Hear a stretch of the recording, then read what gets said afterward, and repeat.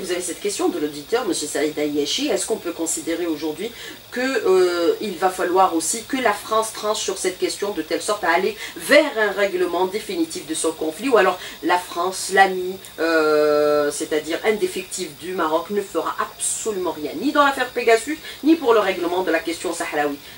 Docteur Saïd Ayachi. J'allais dire, les avis peut-être sont partagés quant à la position de la France. Moi, je suis ceux qui pensent que la France ne changera pas de position pour une raison très simple. Le royaume est toujours un protectorat français. C'est toujours la France qui commande le Maroc.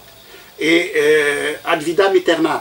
On a vu d'ailleurs le revirement dans le discours d'Emmanuel Macron par rapport à la position de la France sur l'affaire Pegasus. Non, beaucoup plus que le président Macron. Moi, je suis ceux qui pensent que, j'allais dire, c'est un dossier qui est hérité de mandature à mandature.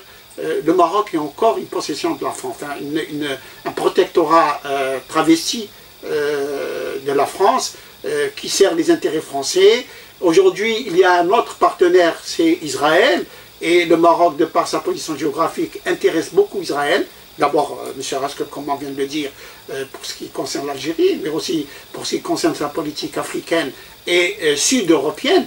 Et donc, par conséquent, la position de la France changera, peut-être elle sera atténuée, mais elle ne changera pas fondamentalement. Non, la solution viendra de l'application du droit international qui est soutenu par la majorité, l'écrasante majorité de la communauté internationale, et il viendra aussi, j'allais dire, par la position des États-Unis d'Amérique, s'ils veulent rester comme un membre important dans la conduite des affaires du monde.